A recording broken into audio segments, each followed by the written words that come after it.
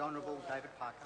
Thank you, Mr. Chairman. I want the Minister to tell me what analysis lay behind the long-term effects of undermining the work ethic of our youngest people as they first enter the workforce.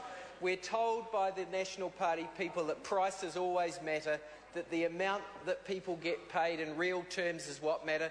In fact, whenever we remind them, the government, of the fact that they're having a larger and larger wage gap with Australia, they always say, oh, it's the after-tax number that matters.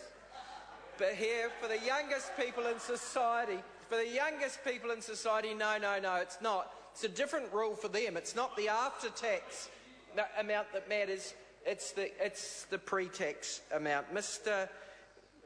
Chairman, what's wrong with having young people a little bit more incentivised to work by making sure that they don't have to pay as much tax as they do when they're older?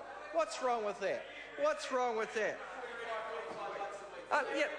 Limited to $45 a week. I will ask the Minister, is he aware that his government blocked measures to protect some of these very vulnerable young workers from being not paid not just a youth minimum rate, which is what National Party wants to pay them, but minimum wage, because a lot of these people, when they work delivering pamphlets, they don't get the minimum wage. They don't even get the equivalent of a youth minimum wage. They get a contract rate that is so low that I'm surprised that some of them are motivated enough to do it. But they are. They are. And we ought to be celebrating the fact that these people, despite the pittance that they get for delivering pamphlets, because they don't even get the minimum wage, because the National Party wouldn't back our legislation to extend the minimum wage to contract workers, they don't even get the minimum wage, and now the government is saying that they are going to... What's that? What was that? Didn't hear that? Oh, okay, you didn't say that? Well, actually, thank you. I think Hansard got that. I didn't say that, he said. He acknowledged his own comment. So we'll look to see what Hansard called it that. I didn't catch it, but he was obviously embarrassed because he wouldn't repeat it. Mr. Chairman, this is short-sighted. This is mean-spirited. I thought Megan Wood's contribution earlier was interesting. First we had the cycleways, then we had the motorways, and then they went after the paper round. Then they went after... What's that? The paper routes, that's right. She put it far better than I did.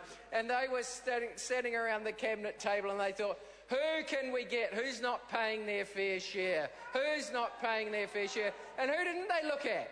They didn't look at the top 10% who got 40% of the income tax cuts in the tax rounds. They went for the lowest paid.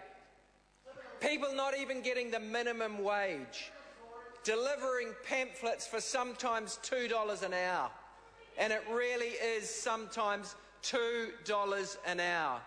And now, not only will the employer be required to deduct income tax from that amount, compliance costs for the employer, compliance costs for the Inland Revenue, but the person who's being paid a miserly amount, and it is sometimes only $2 an hour, they won't be able to get a tax refund. They won't be able to get a refund of the tax that they've paid. And some of these kids are poor. Some of them aren't, but some of them are. And this is the only money that they've got, perhaps. The average is $5 a week. The average is $5 a week. And some of these kids, that $5 a week is the difference between them being able to occasionally go to a movie. I agree, I was going to come to that. For some of them, it's actually what they get to go down to the op shop and buy a few clothes. You know, I think this is pretty mean-spirited.